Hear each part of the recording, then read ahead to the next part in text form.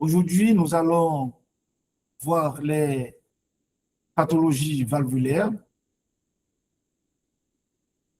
incluant la pathologie de la valve aortique, de la valve mitrale, de la valve pulmonaire et de la valve tricuspide.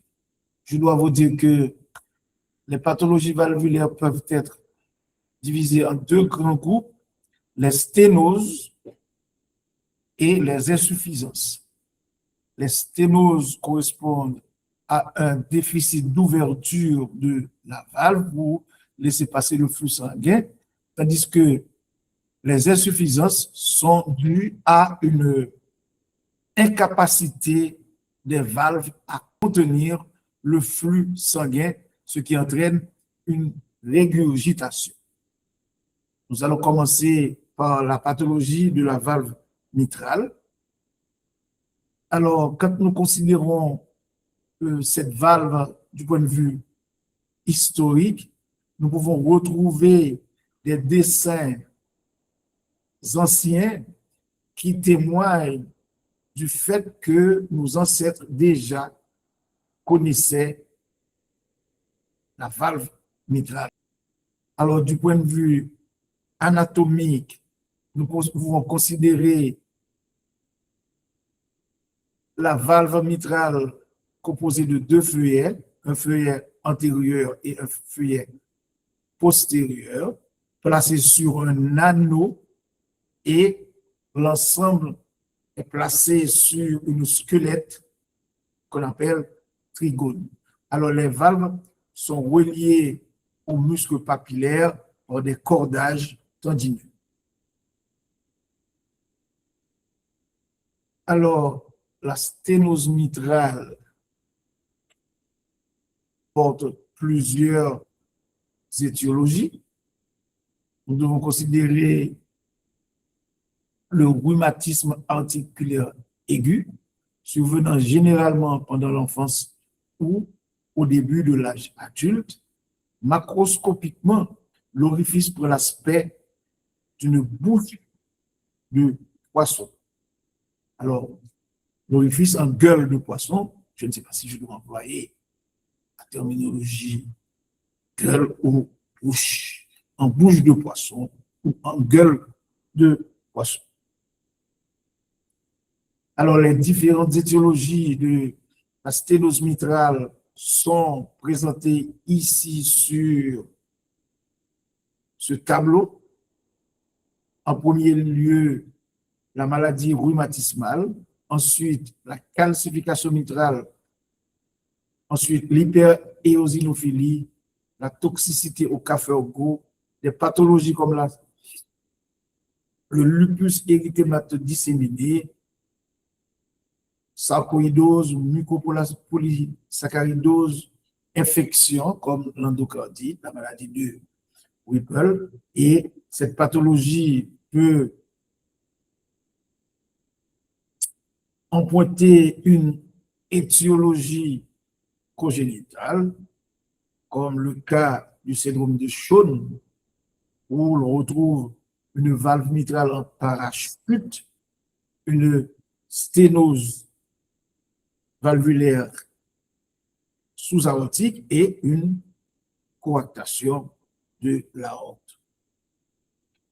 Alors, quand se produit ces anomalies, il existe une adaptation physiologique de la valve. Alors, comprenez bien que la sténose limite le remplissage du ventricule gauche. Alors, ce qui va entraîner évidemment une accumulation de sang au niveau de l'oreillette gauche, et cette accumulation de sang va évidemment entraîner une augmentation de la pression, une distension et une augmentation de la pression au niveau de l'oreillette gauche. Alors, puisque la valve est sténosée, le gradient de pression transvalvulaire subit également une augmentation. Alors, quand la surface valvulaire moyenne est inférieure à 1 cm², et quand le gradient de pression moyen est supérieur à 10 mm de mercure, on est en présence d'une sténose mitrale sévère. Certainement, l'échocardiographie peut nous montrer, peut nous aider à établir cette classification, ce que nous aurons à examiner ultérieurement. Alors, la sténose chronique progressive va s'accompagner d'une élévation de pression au niveau de l'oreillette gauche. Alors, cette augmentation de pression va finir par se répercuter sur le cœur droit, évidemment, d'abord au niveau des vaisseaux pulmonaires, des veines pulmonaires, pas vrai? Ensuite, au niveau de l'artère pulmonaire et ensuite au niveau du cœur droit. Alors, il va se produire une augmentation de la résistance pulmonaire. La pression élevée dans l'oreillette gauche conduit à une hypertrophie et une dilatation de cette structure. Alors, cette hypertrophie et cette dilatation vont entraîner des anomalies au niveau des structures nerveuses, aboutissant à une fibrillation auriculaire et à la formation de thrombus au niveau de l'oreillette. Alors, les principaux déterminants de la fibrillation chez les patients atteints de cardiopathie rhumatismale sont constitués par l'âge avancé, l'augmentation de diamètre de l'oreillette gauche. Alors, le développement d'une fibrillation auriculaire tend à diminuer le débit cardiaque jusqu'à 20% et même plus. La fibrillation auriculaire avec réponse auriculaire rapide entraîne une dyspnée et un édème pulmonaire. Alors, la stase sanguine aussi, dans une cavité dilatée, tend à augmenter le risque de formation de caillots. Il en ressort que le débit cardiaque est diminué puisque le remplissage se trouve insuffisant.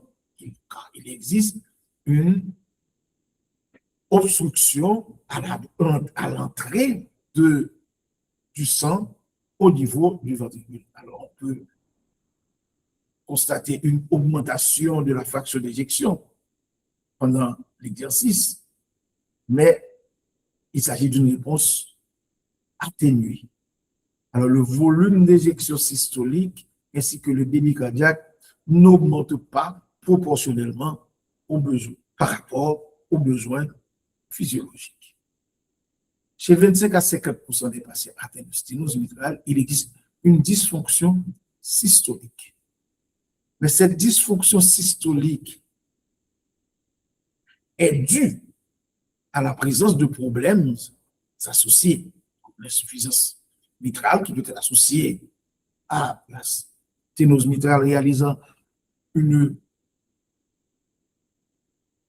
double pathologie de la valve mitrale,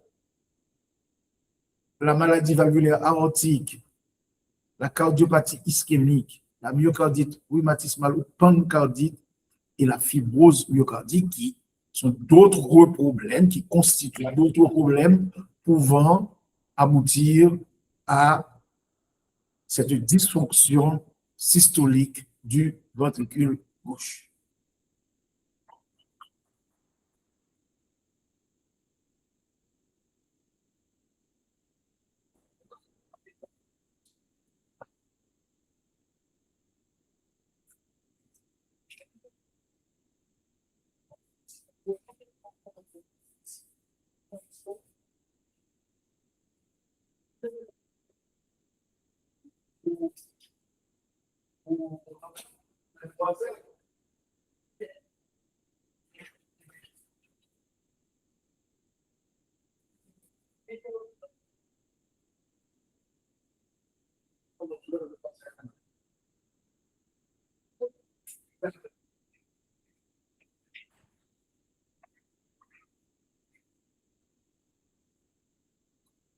Mes excuses, chers étudiants, vous êtes là? Oui, doc. Mes excuses, j'ai dû faire une petite pause pour répondre à une personne. Alors, je suis de retour. Alors, je disais que chez les patients atteints de sténose mitrale, il peut se produire une, une dysfonction systolique en raison des problèmes associés. Alors, chez ces patients aussi, les volumes télésystoliques et télédiastoliques du ventricule gauche peuvent être plus élevés que la norme. Dans la sténose mitrale chronique, avec résistance pulmonaire élevée, la pression artérielle pulmonaire est augmentée au repos et peut même avoisiner la pression systolique à l'effort. Alors, la pression artérielle pulmonaire systolique supérieure à 60 mm de mercure augmente significativement la résistance à l'éjection du ventricule droit. Au fil du temps, le cœur droit va s'adapter en s'hypertrophiant. Et finalement, quand les mécanismes d'adaptation sont dépassés, on aboutit à une insuffisance cardiaque droite et une insuffisance tricuspidienne. Du point de vue clinique, les patients atteints de sténose mitrale chronique sont souvent maigres, frêles, d'où l'appellation cachexie cardiaque. Alors, c'est la traduction d'un bas débit cardiaque de longue date. Ces patients peuvent présenter aussi une insuffisance cardiaque congestive et ce sont des patients léthargiques. L'échographie est l'examen principal nous permettant de diagnostiquer et d'évaluer la pathologie de la valve mitrale. Tout d'abord, on peut regarder la surface valvulaire en coupe. On peut mesurer les dimensions de l'oreille gauche et du ventricule gauche. Alors, on peut utiliser l'échographie transthoracique et on peut utiliser aussi l'échographie transœsophagienne. Alors, les caractéristiques de la sténose mitrale rhumatismale comprennent une réduction de l'excursion diastolique des fuyères, un épaississement, une calcification de l'appareil valvulaire et sous-valvulaire. Alors, en mode M, on peut observer un épaississement des fuyères, diminution de leur mobilité, un mouvement parallèle des feuillets antérieures et postérieures pendant la diastole. L'échographie transœsophagienne est meilleure dans la visualisation des pathologies valvulaires telles que, je dirais, des détails de la pathologie valvulaire tels que la mobilité, l'épaisseur des valves, l'atteinte de l'appareil sous-valvulaire, l'étendue de la calcification des feuillets ou des commissures. L'échographie Doppler permet de déterminer avec précision les gradients de pression mitrale transvalvulaire maximum et moyen. Je dois vous dire que le gradient moyen de la valve mitrale au repos et à l'effort, mesuré par l'échographie Doppler, est cliniquement plus utile que l'estimation de la surface de la valve mitrale. La valve mitrale étant une structure à pression faible par rapport à la valve aortique. La valve aortique a une pression allant jusqu'à 20 mm de mercure, mais quand il s'agit de la valve mitrale, 6 mm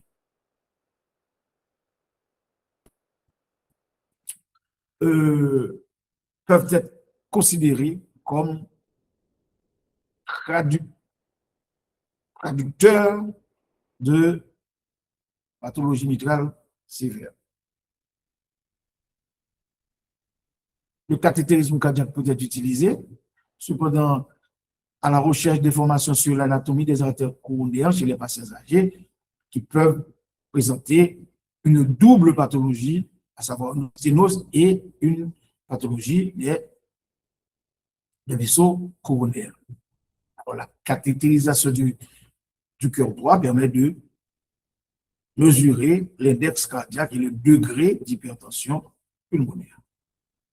Alors ici, regardons sur l'échographie la valve mitrale. Ici, c'est l'oreillette gauche, le ventricule gauche, et la valve mitrale. Vous voyez cette déformation de la valve mitrale, évidemment, son incapacité après à s'ouvrir.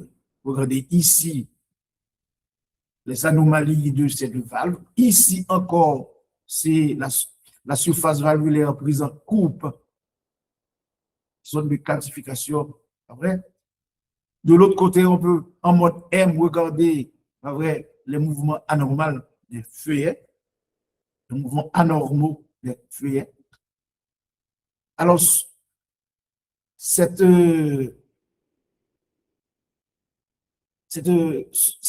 examen, je dirais, nous permet de réaliser, pas vrai, un score, pas vrai, basé sur la mobilité, l'épaisseur de l'appareil, l'épaississement de l'appareil sous-valvulaire et les calcifications. Ouais. On peut classer les valves malades en grade 1, 2, 3.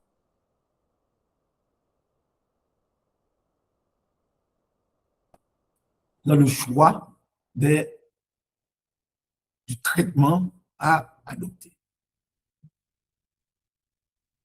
Ici, encore, après, les images, l'échocardiographie, aux images d'échocardiographie Doppler, cette fois-ci, nous permettant de mesurer aussi la superficie valvulaire en mesurant le temps d'émission. Alors ici, on peut calculer la superficie, mais on peut mesurer les pressions avec le doubleur. On peut mesurer les pressions avec le doubleur, calculer le temps d'émission ici, et il existe une formule vous permettant de calculer la superficie de la valve. Alors, il existe d'autres équations nous permettant de calculer à partir du Doppler la superficie valvulaire. D'autres techniques beaucoup plus avancées, comme la PISA. Alors, quand un patient présente une sténose valvulaire, il va falloir prendre des décisions. Il y a l'association des chirurgiens cardiovasculaires américains qui propose, pas vrai, qui propose un guide clinique. Quand est-ce qu'il faut réaliser l'automie par ballon en cas de sténose mitrale? Il existe des indications. Okay?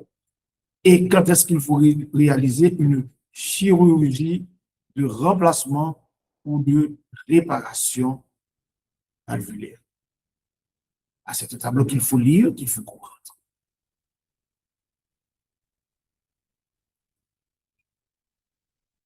Alors l'insuffisance mitrale est la résultante de modifications structurelles de la valve, soit au niveau de la non mitrale, une dilatation, soit au niveau des feuillets, éversion, élongation, prolapsus, soit au niveau des cordages tendineux, soit au niveau de la géométrie ventriculaire.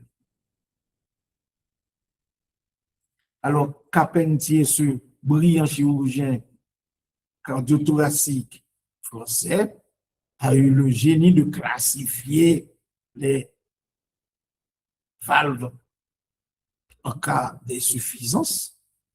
Alors, quand le mouvement des feuillets est normal et qu'il existe une insuffisance,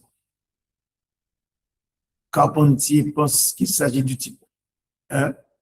Quand il existe un prolapsus ou un mouvement excès des feuillets type 2. Quand il existe un mouvement restreint des feuillets, le type 3, alors le type 3 est divisé en 3A et en 3B, selon que cette restriction des feuillets se produit pendant la diastole ou pendant la systole.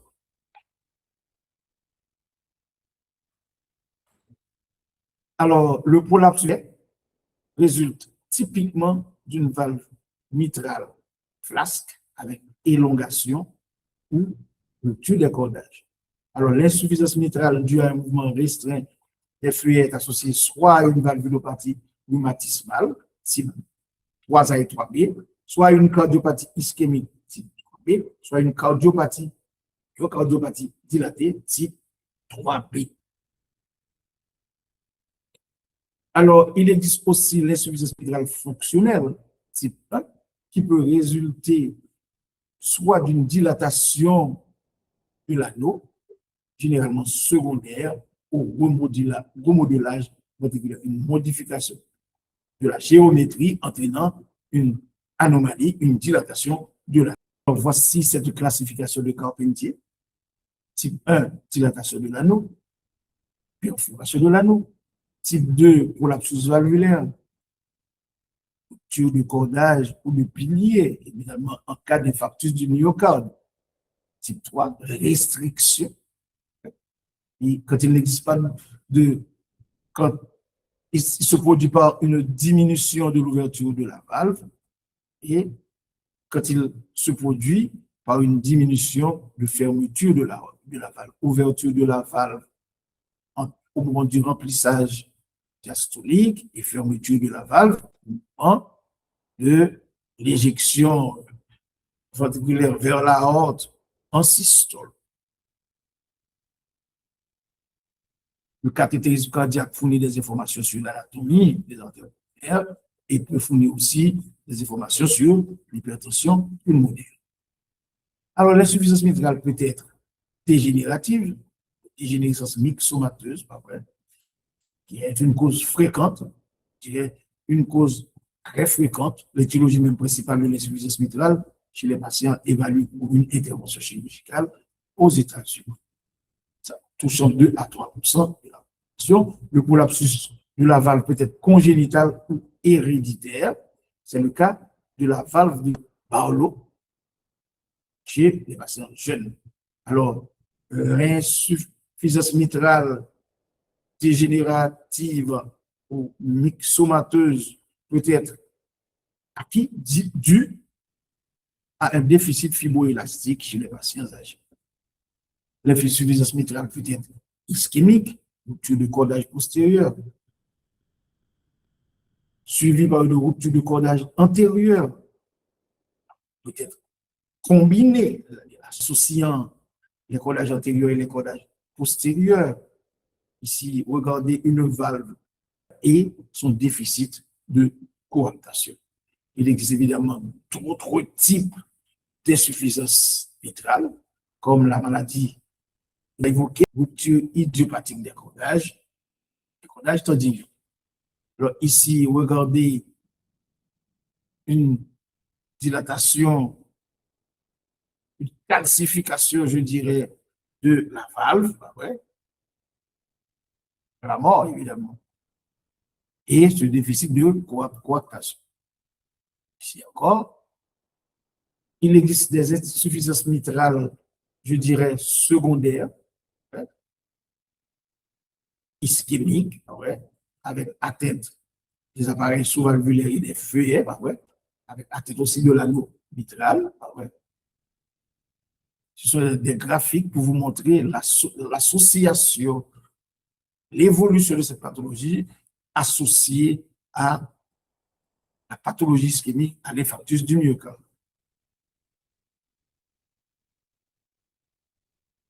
Ici, l'imagerie par résonance magnétique peut nous permettre de voir les variations de la configuration cardiaque et l'insuffisance mitrale qui peut en résulter.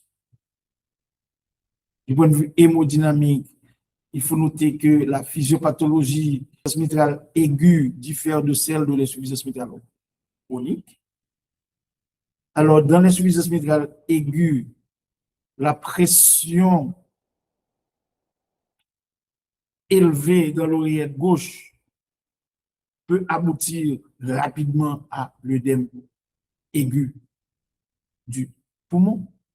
Dans le cas d'une endocardite, par exemple, qui s'installe de manière brutale, dans le cas de traumatisme qui s'installe de manière brutale, en vrai, sans que le cœur ait le temps de s'adapter, en vrai, à la pathologie, on peut aboutir rapidement à un œdème aigu du poumon. Tel n'est pas le cas dans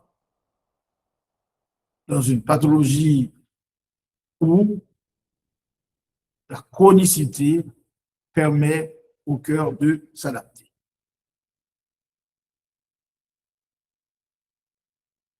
Alors, vous comprenez que dans le cas de l'insuffisance mitrale chronique, les symptômes de congestion pulmonaire vont apparaître après de nombreuses années. À l'examen physique, on peut retrouver une impulsion cardiaque déplacée latéralement et hyperdynamique qui correspond au degré d'élargissement du ventricule gauche. Dans l'insuffisance mitrale chronique, le premier bruit cardiaque B1 est généralement diminué et le deuxième bruit peut être unique, légèrement éclaté, normalement éclaté, largement éclaté en raison de la réduction de la résistance à l'éjection ventriculaire gauche. Un souffle apical peut être présent, sifflant, modérément rugueux, même doux, se propageant habituellement vers l'aisselle ou le long du bord sternal gauche. Quand le souffle est holosystolique, il s'agit de flux régurgitant important. La radiographie peut nous aider à regarder la cardiomégalie et l'œdème interstitiel, plus fréquemment rencontré chez les patients atteints d'insuffisance mitrale aiguë. Ici, l'échographie en mode B vous montre les mouvements des valves, vrai? Et ici, on peut voir au Doppler, vrai, les zones caractéristiques de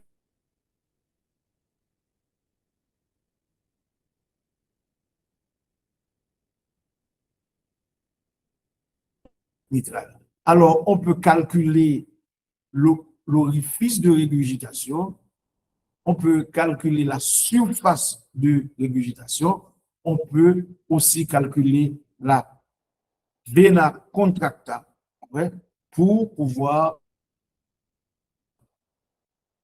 posséder des informations relatives à la sévérité de l'insuffisance. En échocardiographie, je dirais tridimensionnelle, on peut regarder la valve et ce flux régurgitant, cette mosaïque qui caractérise le flux régurgitant. Alors, maintenant, on va regarder la procédure de remplacement valvulaire dans le cas de l'insuffisance mitrale, comme dans le cas de alors, regardez la valve mitrale, c'est deux feuillets, ouais. On va réaliser une incision soit au niveau de l'oreillette gauche ou bien au niveau de l'oreillette droite. Quand on réalise l'incision au niveau de l'oreillette gauche, on va tomber directement sur la valve.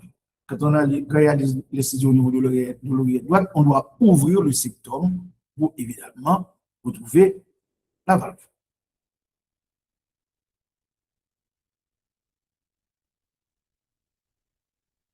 Alors, la valve, okay, et vous allez évidemment enlever la valvule antérieure, vous allez laisser la valve postérieure, ouais, et vous allez introduire, ouais, vous allez introduire soit une valve mécanique, soit une valve biologique au niveau de l'emplacement. Ici, regardez bien, on a laissé la valvule postérieure, la partie postérieure, et on a enlevé la partie antérieure et on est en train de placer. Voilà. Alors, tout ceci doit être réalisé chez un patient avec le cœur arrêté, c'est-à-dire avant de procéder à l'incision, vous comprenez qu'il faut donner de l'anesthésie générale et qu'il faut mettre le patient sous circulation extracorporelle, baisser la température, après, et donner la cardioplégie, solution riche en potassium, pour arrêter le cœur et ensuite ouvrir l'oreillette. Alors, voilà. Il faut faire attention. Regardez, c'est pourquoi ce schéma. Regardez ici, l'antenne circonflexe est tout près, pas vrai? Et le sinus est tout près. Alors, quand vous faites votre intervention, si vous allez couper ici, c'est votre problème. Il faut faire très attention ici aussi quand vous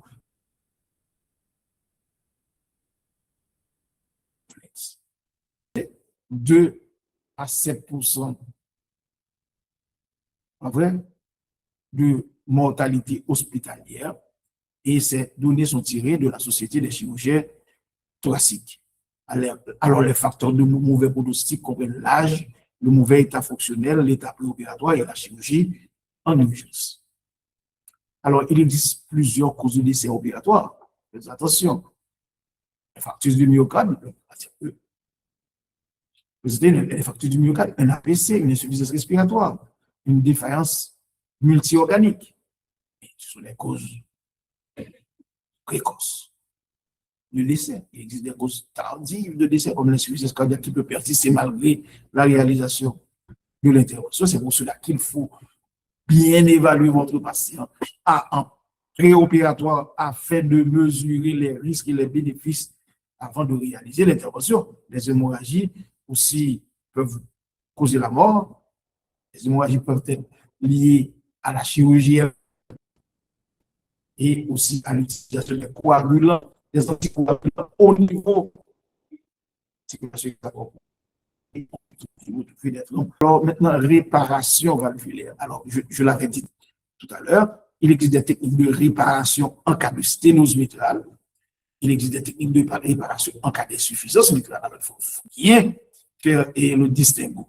Alors, dans le cas de l'insuffisance, dans le cas de la sténose mitrale, il existe une fusion des commissures, fusion des cordages.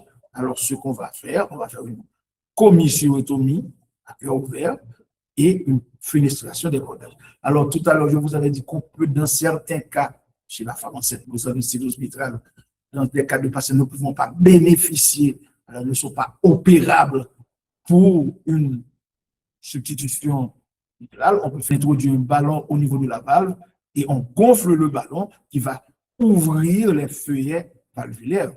C'est un cas d'une fusion commissurale. Regardez, on est en train d'ouvrir la commissure et de fenestrer les cordages. Alors, dans le cas de réparation des insuffisances, alors les techniques de réparation de l'insuffisance mitrale sont associées au type de dysfonction. Si ça dit d'une dysfonction de type 1, on fait une annuloplastie. Voilà. On dépose un anneau qui va permettre à la valve de se coter.